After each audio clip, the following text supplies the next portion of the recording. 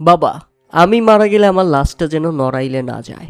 একটাবার চিন্তা করেছেন কতটা অভিমান, কতটা কষ্ট থেকে মাশরাফি বিন মর্তুজা এমন কথা বলতে পারেন?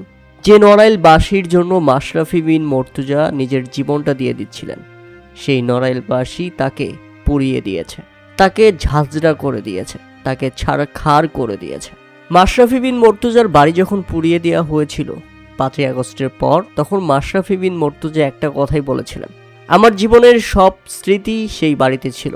মানুষ চেয়েছে, নড়াইলবাসী চেয়েছে, তারা মনে করেছে এটা পুড়িয়ে দেওয়া উচিত, তারা পুড়িয়ে দিয়েছে। আমার সব পর্যন্ত ছিল তাদের জন্যই, তারা পুড়িয়েছে, তারা সেটা ভালো মনে করেছে। এ ব্যাপারে তাদের প্রতি আমার কোনো অভিযোগ নেই, কোনো আক্ষেপ নেই। তবে অভিযোগ, আক্ষেপ, ক্ষোভ না থাকলেও অভিমানটা বুকের মধ্যে, মনের মধ্যে লুকিয়ে রেখেছিলেন মাশরাফি বিন মর্তুজা, যেটা শুধু বলেছেন তার বাবাকে। কেমন আছেন মাশরাফি বিন মর্তুজা? কালবেলা স্পোর্টসের করা এক প্রতিবেদনে উঠে আসে সবকিছু। মাশরাফি বিন মর্তুজা যে মানুষটা সবসময় কোটি মানুষের সাহস ছিল, সেই তিনি আজ নিজের ঘরেই কারাবন্দি কাটাচ্ছেন। নড়াইলে তার বাবা গোলাম মর্তুজার বক্তব্য অনুযায়ী এটা আর কোনো স্বাভাবিক জীবন নয়, এটা একটি বন্দি জীবনের মতো। খুব একটা বাইরে যায় না, কথা খুব কম বলে।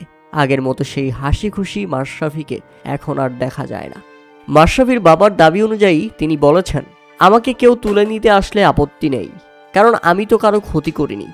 সবচেয়ে কষ্টের জায়গা তার বাবার কথায়, বাবা, আমি মারা গেলে আমার লাশটা যেন নড়াইলে না নেওয়া হয়। আরে কথা বলতেই মাশরাফি বিন মর্তুজা কেঁদে ফেলেছিলেন। আর ছেলের দুঃখ প্রকাশ করতে গিয়ে মাশরাফির বাবাও কেঁদে ফেলেছেন আজ। প্রিয় দর্শক, এ ব্যাপারে আপনাদের মতামত অবশ্যই আমাদের কমেন্ট করে জানাবেন।